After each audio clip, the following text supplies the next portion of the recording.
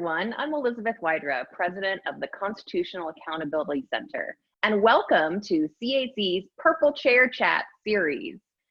As you might have noticed, we are not here in our purple chairs, those iconic chairs at CAC's Washington, D.C. offices, but because of COVID-19, all of us at CAC are working safer at home.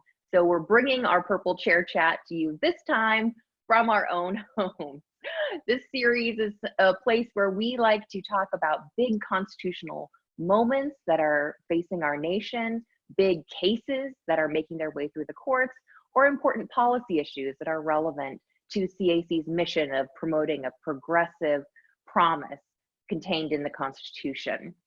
So today I'm joined by Ashwin Phatak, our Appellate Counsel, who is going to join me to talk about a really important case that is making its way through the DC Circuit Court of Appeals. Thank you, Ashwin, so much for making time today to talk even outside of our purple chairs. Thank you so much for having me.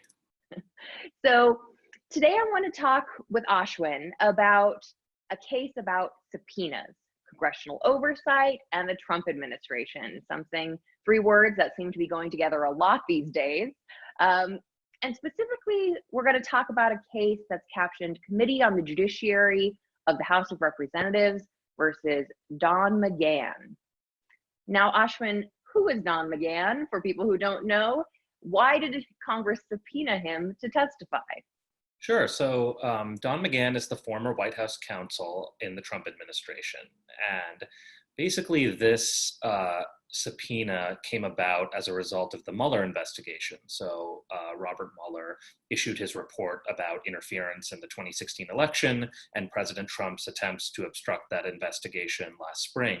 And Don McGahn turned out to be a key fact witness in that report. Basically, there were a couple different instances where in one, President Trump allegedly asked Don McGahn to fire Robert Mueller and shut down the investigation. And in another episode, President Trump then allegedly asked Don McGahn to lie publicly about whether or not he had told him previously to try to shut down that investigation. And so the House of Representatives, through the Committee on the Judiciary, determined that it wanted to hear testimony from Don McGahn, since he is a key fact witness to the issues surrounding the Mueller report and everything that sort of come out in that report and that investigation. And so the committee, through the House of Representatives, issued a subpoena to Don McGahn to compel his testimony. So I'm guessing since we're in court, that did not happen. What happened, and what was the Trump administration's reason for preventing Don McGahn from testifying? Sure. So basically, the House issued this subpoena, and typically when the House issues a subpoena, you need to comply with that subpoena. But in this situation, Don McGahn has still not testified, and that's because the president and the executive branch has asserted something that they call absolute testimonial immunity, absolute immunity. And this absolute immunity, that sounds bad. It is. I think unless you're talking about absolute immunity to COVID-19, I think anytime you have the word absolute in front of something, usually our Constitution doesn't like it.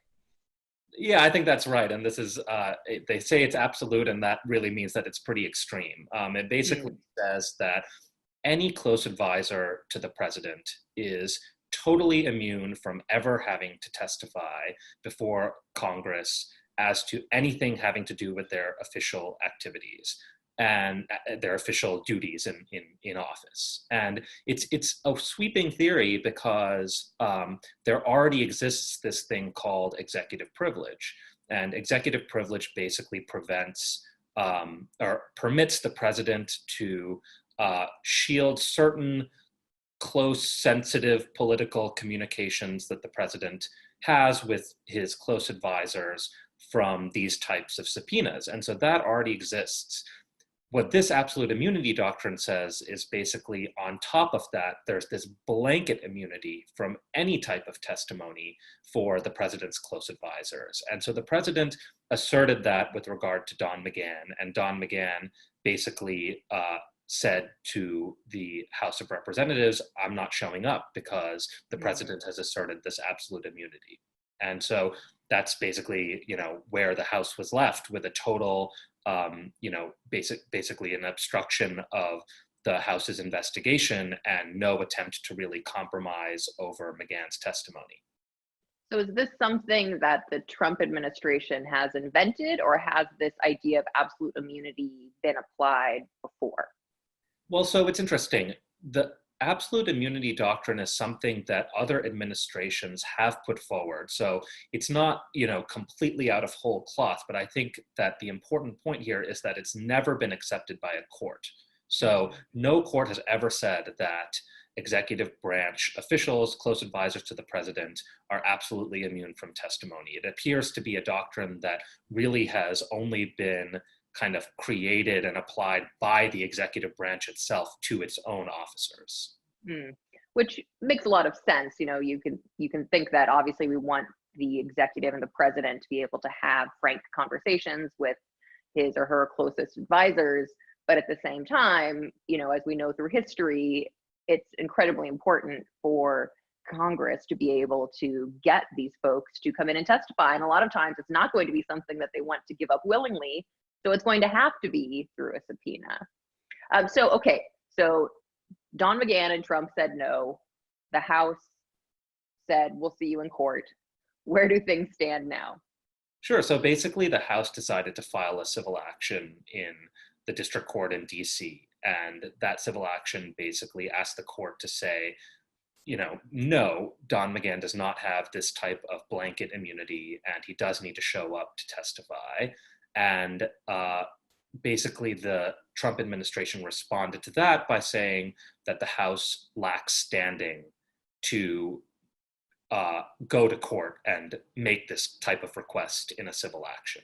And so the basic theory here from the Trump administration, from the executive branch, is that the House, the judicial branch should not be adjudicating this type of political dispute between the branches. That was the basic argument that they were making. And the district court said, didn't agree with that, said that the House can come into court and enforce this subpoena, and said that Don McGahn does not enjoy absolute immunity, even though he can obviously assert privileges if and when he does actually testify.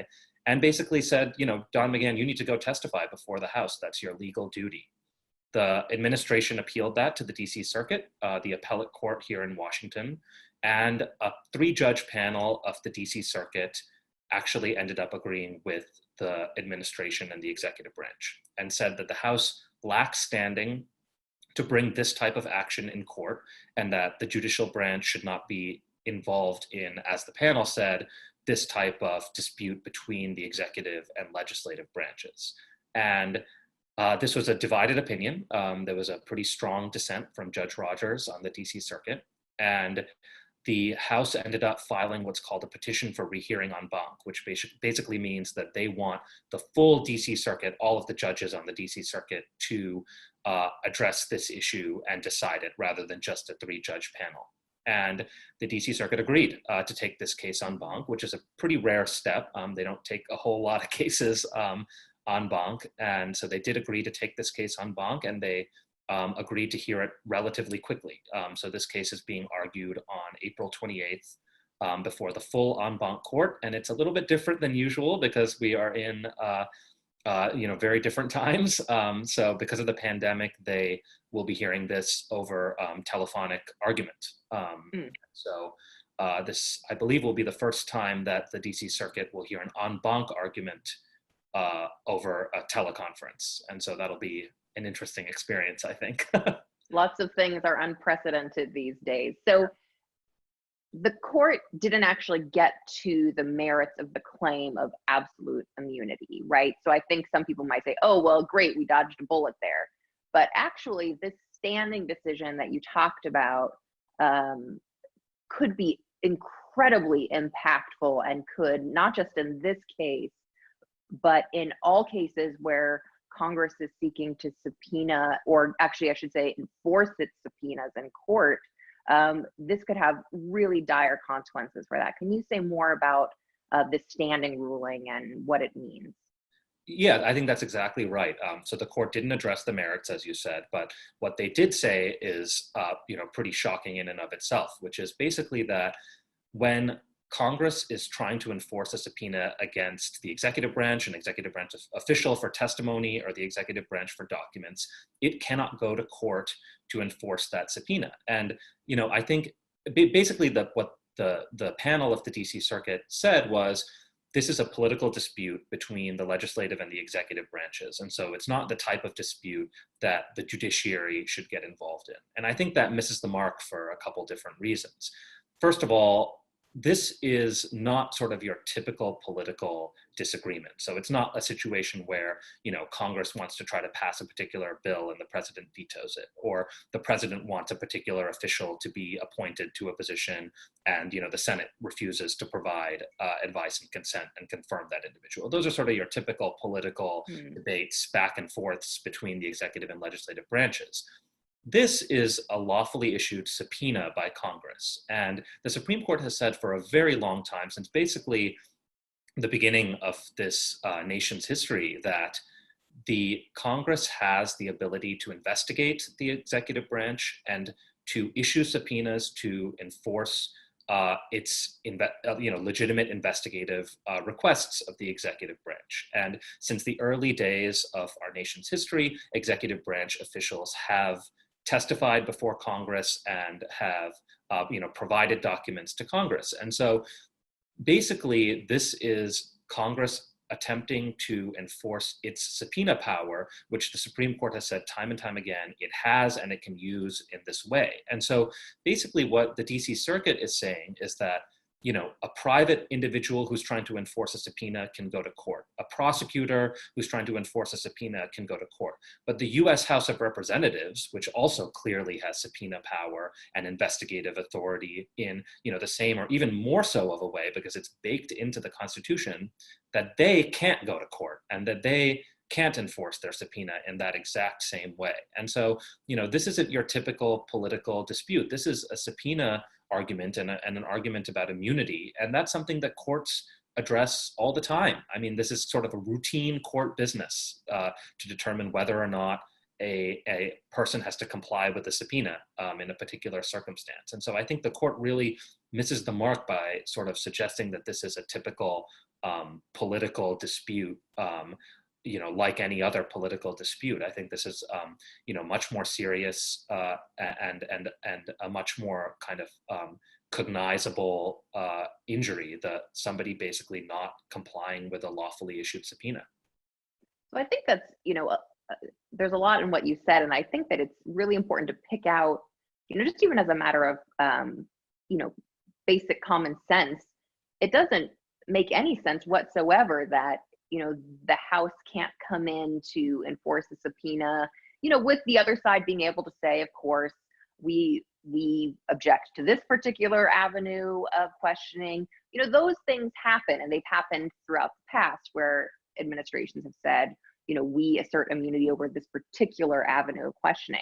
But what you're saying here with this standing ruling is that the DC Circuit panel majority said that the House cannot go into court to enforce it at all. So you're just left with, people doing the right thing, even when they're going to be hauled before Congress to give up very sensitive, perhaps damning information. What is Congress supposed to do?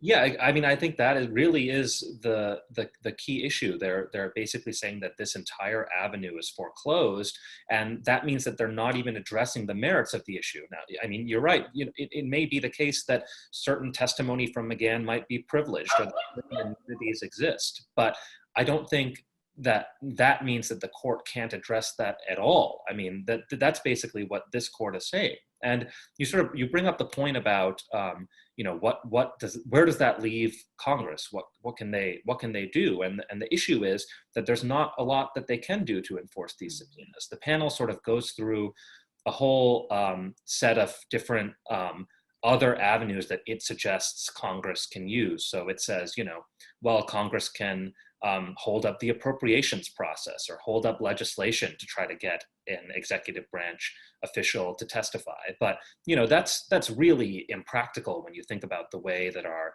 government and our Congress works. I mean, the notion that Congress would basically have to shut down the government or stop all legislation, which is its primary function, in order to force an executive branch official to comply with a subpoena, really kind of pushes what it really leaves Congress with almost no reasonable choice. The other thing that the panel said was, well, Congress can just impeach the president. At the end of the day, there's impeachment. But, obviously, for one thing, that was attempted. But for another thing, that really is a very strange argument in this case, because one of the reasons that Congress was asking for Don McGahn's testimony was because it related to its impeachment inquiry. So this notion that Congress has to impeach a president for failing to provide information that Congress needs in order to decide whether or not to impeach is just totally circular and doesn't make any sense at all. I mean, Congress needs certain information to decide whether to legislate, to decide whether to go forward with it. It's one of its most serious powers, impeachment. And so the notion that Congress can use those things as leverage really doesn't make a lot of sense. Okay, so we have this very flawed panel decision, which, as you said, is on the fast track to the full DC Circuit Court of Appeals. We at CAC filed an amicus brief on behalf of former Department of Justice officials. Can you walk us through the arguments that we made in that brief? Sure. So we made basically two different arguments on behalf of former Department of Justice officials. One of them is a little complicated, but I'll try to be concise about it. Basically, what we argued was that there are a series of earlier Department of Justice memoranda that actually came out the other way on this issue, that said that Congress could file a civil action to enforce its subpoenas against executive branch officials. And importantly, this wasn't just sort of in a vacuum, that particular argument. The Department of Justice was saying that Congress could do this type of civil action because, in the same breath, it was also saying that Congress couldn't rely on the criminal contempt statute and its own inherent contempt authority. So in other words, those two other avenues that generally Congress can use to enforce its subpoenas, generally Congress can ask, the US Attorney's Office in DC to prosecute somebody for not showing up in response to a lawful subpoena. But the Department of Justice has basically said Congress can't use that method when it's an executive branch official that's claiming executive privilege or another type of immunity. In that circumstance, the executive branch itself is not going to prosecute its own official for asserting executive privilege or an immunity. And the DOJ basically said, that's okay, because Congress can always file its own civil action in court to enforce this type of subpoena. So DOJ relied on the existence of Congress's standing to bring this type of claim to foreclose another way that it could enforce its subpoena. So I think that's really important precedent. And this is really a total 180 shift on the part of the Justice Department in the last few years on this issue compared to the position that it used to hold. The one other argument that we make is basically one argument that the DC Circuit panel puts forward in support of its holding against the House's standing is that the House really hasn't gone to court for a long history of the United States. For, the first, as they say, 200 years of the United States existence, the Congress had not gone to court to enforce this type of subpoena in a civil action. And basically what we argue is, well, that actually isn't an argument in favor of the administration. It's actually an argument in favor of the House, because for a long period of time in the nation's history, dating all the way back to President Washington and Jefferson and Jackson, the executive branch actually did comply with lawful requests from Congress for information, even when that information was from close advisors to the president related to potential presidential misconduct. I mean, during the Jackson administration, for instance, President Jackson allowed one of his close advisors to go testify in Congress with regard to a fraud investigation that directly implicated President Jackson himself. And so this sort of long history of presidents cooperating and accommodating Congress's reasonable requests. Of course, there were some times when there were disagreements, but in the vast majority of situations, they tried to come to an accommodation and tried to cooperate and agree to comply with a subpoena. That's the reason that Congress sort of hasn't gone to court and hasn't had to go to court until more recently, when the executive branch has taken these sort of much more extreme positions like absolute immunity that just foreclose any testimony at all. So that's sort of the second argument that we made. So we made those two arguments on behalf of former Department of Justice officials. So a lot of the underlying facts of this particular subpoena with respect to Don McGahn relate to the Mueller report, impeachment, and the Mueller report has been submitted. We've gone through the impeachment process. President Trump was impeached by the House, acquitted by the Senate. So my last question for you is, why does this case still matter? What is at stake here that is so important that the full DC Circuit Court of Appeals is hearing it, and that we at CAC believe this is such an incredibly important case for, frankly, the sake of our constitutional democracy? Sure, it is an incredibly important case, and you're right that impeachment has already happened in a sense. Of course, Congress can always impeach again. I think that's probably unlikely as a political matter, but that option is open to them.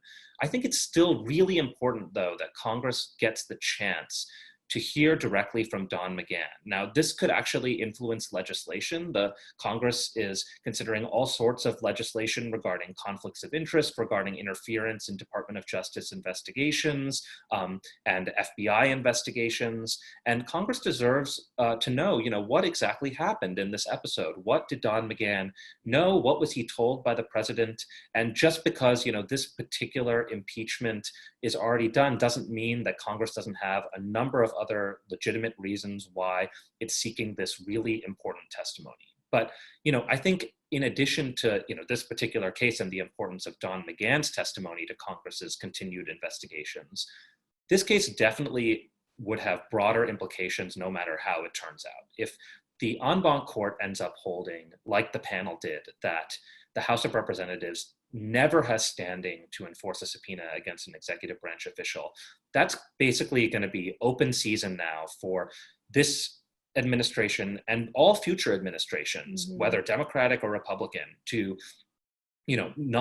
to basically stonewall Congress and refuse to comply with investigations that it doesn't like. And that really is going to have implications across our government in all sorts of different ways. I mean, even tying it to the current pandemic, it may be, in fact, I think it's quite likely that we're going to see Congress starting some investigations to see, was this administration's response effective? What went wrong in terms of the response to this pandemic? And if Congress can never file a suit to enforce a lawful subpoena against any executive branch official claiming any kind of privilege or immunity, that's really going to hamstring Congress's efforts to try to, really dig into what might have gone wrong during this pandemic. And that obviously also applies to the merits of this case. Even if the en banc court holds that Congress has standing, if it then holds that all executive branch close advisors to the president have absolute immunity, that would also really hamstring any attempts to investigate, real wrongdoing or malfeasance in this administration or any future administration. So I think, the stakes are really quite high in this case. And, it's heartening that the en banc court took this after the panel's decision. And, we'll have to wait and see what happens. Absolutely. And I think, as you said, we often think about congressional subpoena fights in the context of, the McGahn case dealing with impeachment, or thinking back to the last administration, Benghazi, these heated political battles. But the truth is that Congress needs its subpoena power in life and death situations like the current pandemic. They need their subpoena power to investigate waste of taxpayer dollars, fraud, corruption. It's something that frankly should be a bipartisan interest in making sure that Congress has the ability to get information that it needs in order to legislate properly and conduct its constitutional oversight role. So we will see what happens in this case. Ashwin, thank you so much for breaking this down in such an understandable and compelling way. Thank you to everyone watching. I hope that we will see you again soon, actually in our purple chairs at CAC's offices. In the meantime, please check out our website, theusconstitution.org, for more on the McGahn case, more on CAC's work upholding the rule of law, and more on our broad array of activities helping to promote the progressive promise of the US Constitution. Thank you so much. See you again soon. Be well.